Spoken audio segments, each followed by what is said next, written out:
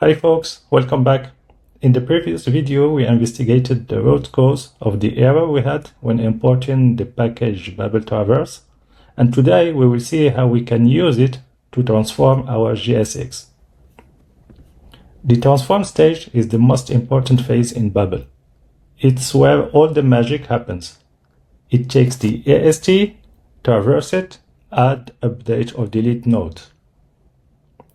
To understand this process, we need first to understand the structure of the AST.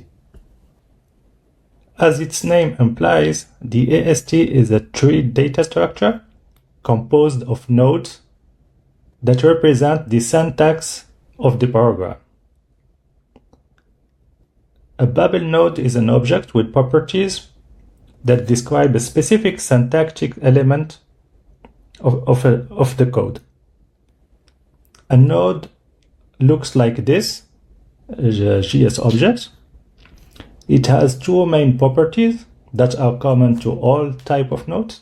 The first one is called type, a string indicating the type of the node, like function declaration, if statements, etc.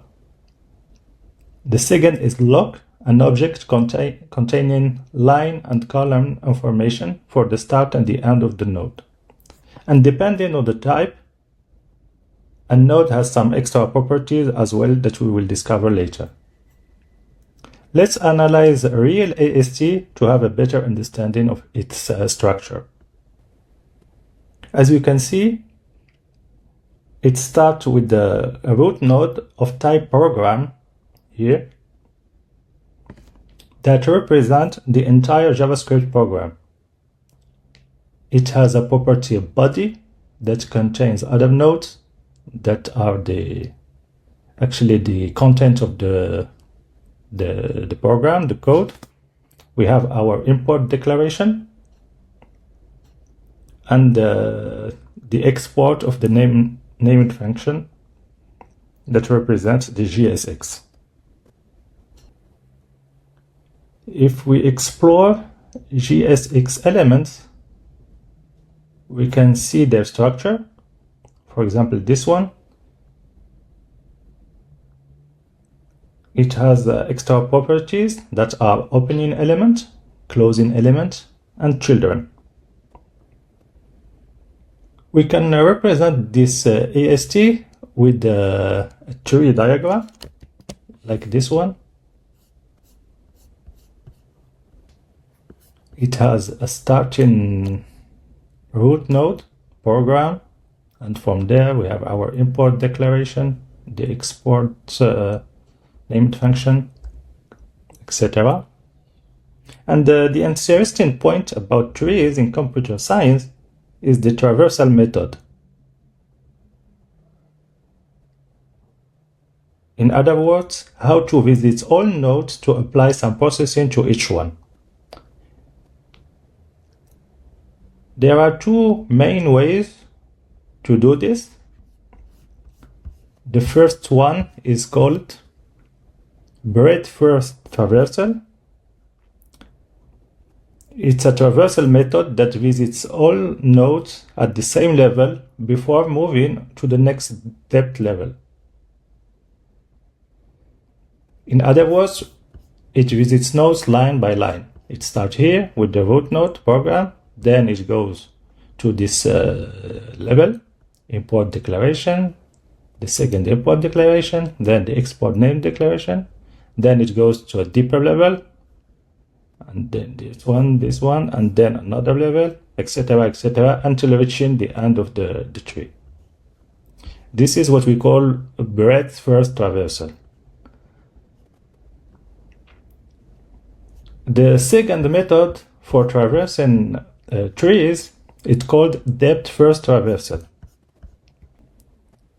It traverses all the children nodes until reaching the bottom before moving to the next sibling node. In our case here, it will go from the root node program, then goes to this import declaration, then to import specifier, identifier, counter. Once it reaches the leaf node, the node that has no children, it goes back to the top sibling one, this import declaration, then deeper level, etc., etc., and then goes here and until reaching the end of the tree. And this is the method used by Babel to traverse the AST.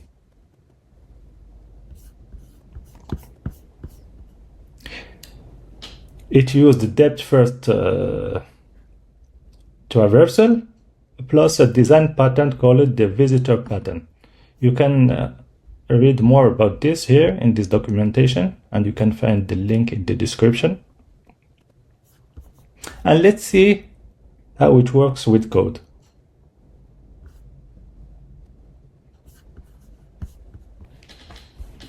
First, we need to add two packages needed to transform our AST and see the code generated. Those packages are Babel types and Babel generator.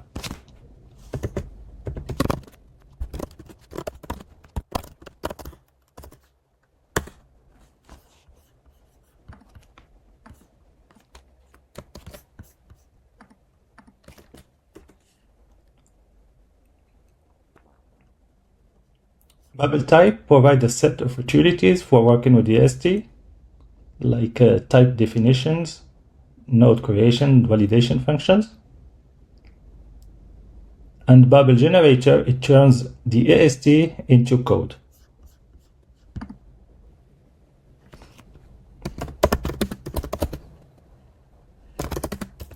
Here we have the same issue we saw in the previous video related to the default export. So we need to call it default like this. And we need to define a visitor object to pass as an argument to the Babel traverse function. This object specifies which types of node you want to visit and allows you to make changes on the fly. Well, it's what before I call transformation. Well, there is a typo here. Let's call it visitor for a better naming, I would say. And here, if you put enter like this, you traverse all the nodes. You target all the nodes, but you can target some specific nodes using their type. So in our case, we want to target, for example, program.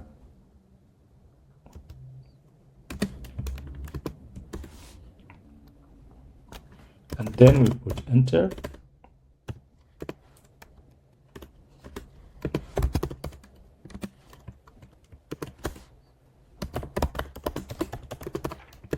And let's see what happens here.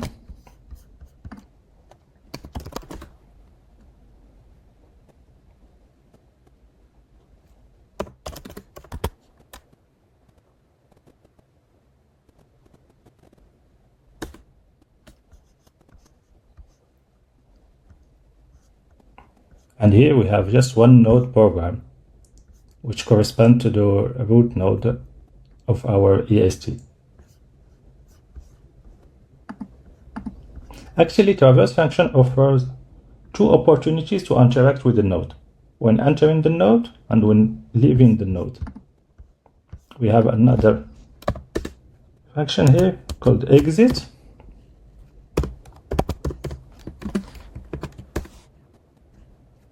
Yes. Let's see.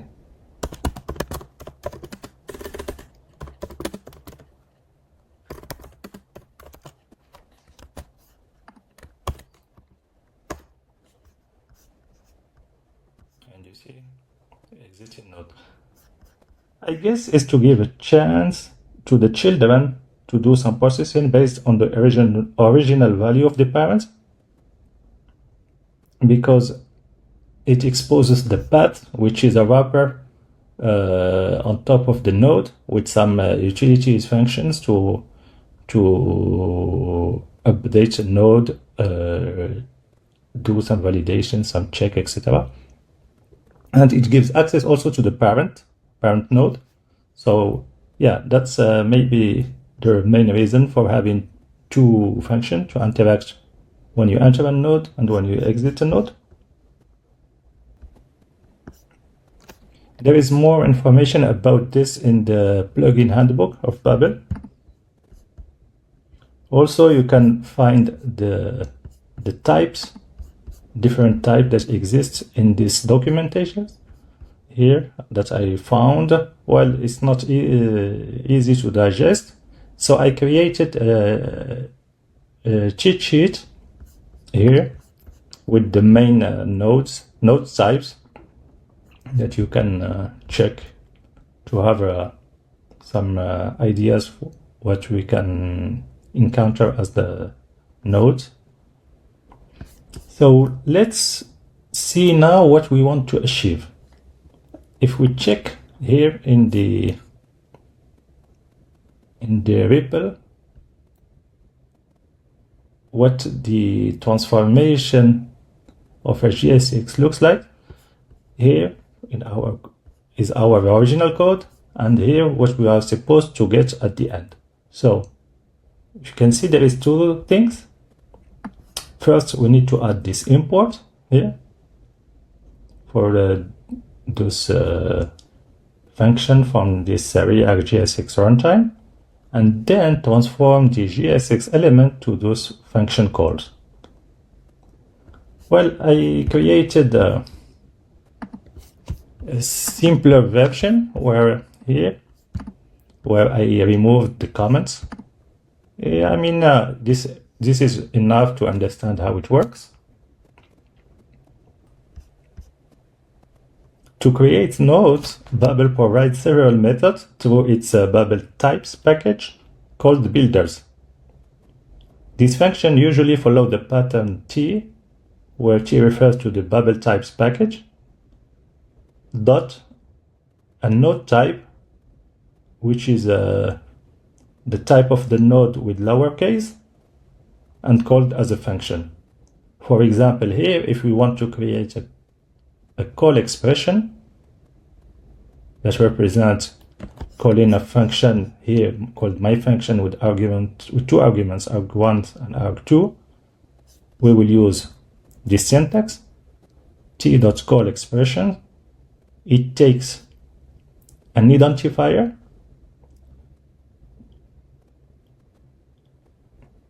which mainly represents the name of the function, and then identifier for the arguments. Argument 1, an array of identifiers for the arguments we have, as you can see here. To create an import declaration, we will use this builder, t.import declaration. It takes two arguments, an array of specifiers, where a specifier defines how a particular named export is imported into our code, and optionally the alias to it if it needs one. And the second argument, a string literal representing the module.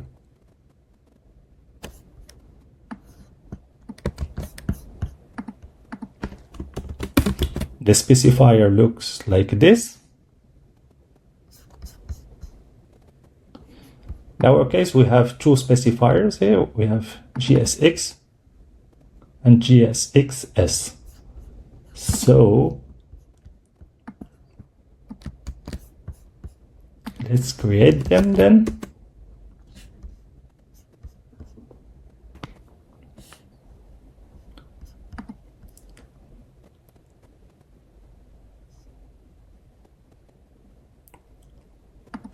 So here we have our import declaration with an array of specifiers for our two specifiers that refers to JSX and JSXS. And then we have a string literal that corresponds to the module we import from. So let's just log this thing here and see what does it look like. as you can see, it looks like a node of type import declaration. So it looks that we have something interesting here. If we go back, for example, to the AST Explorer to see how this program works, we have the body property that has two nodes of import declaration and one for the export named declaration. What we want to insert it after the last import. So what we can do is get this property body, filter on the import, all the nodes of type import declaration, and then add it after the last one. So let's do this. Remove this console log. Oh, we don't need this exit. Actually, the path offers a method that's called get that enables to get the body. As we know, the body is an array, so we can filter. Let's call it body path or body element, or let's call it just element. See here.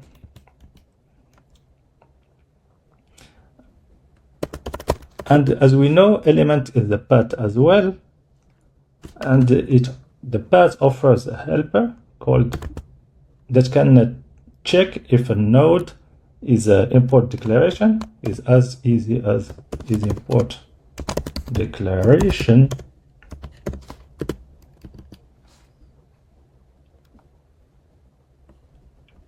and let's assign it to some variable. Let's call it const all imports.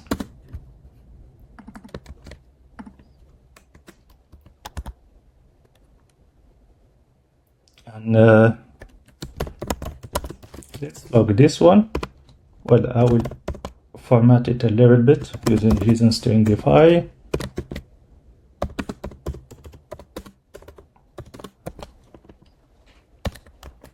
Let's see what we get.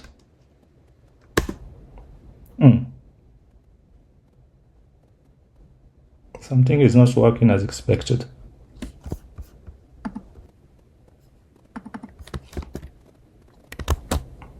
I believe there is a typo. Yes, there is a typo here in declaration. Let's see. Is this one is working? Yeah. Well, I couldn't use JSON stringify. I don't know why. But anyways. Here we can see that we have nodes of type import declaration. That's great. Sounds that we are in a good position. So now that we have our all imports, let's get the last import and insert our declaration just after it. What we can do here, let's get last import.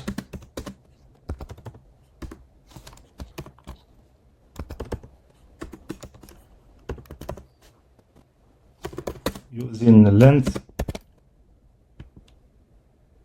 -1 to get the index of the last element. And then there is a helper function, very handy in our case, that is called insert after. And we will give it our JSX declaration.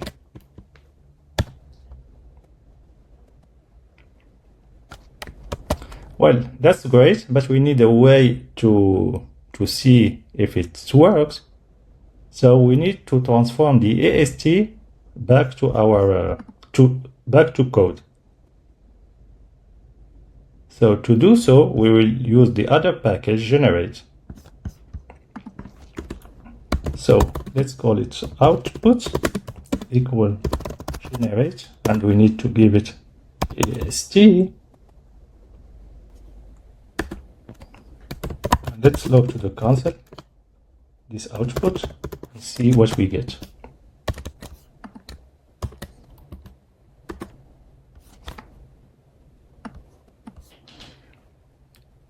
And fantastic, it seems to be working. As you can see here, we have our import of the JSX and the JSX function from the React/JSX runtime module. So let's stop here for this one, and we will continue in the next video. So stay tuned. Bye.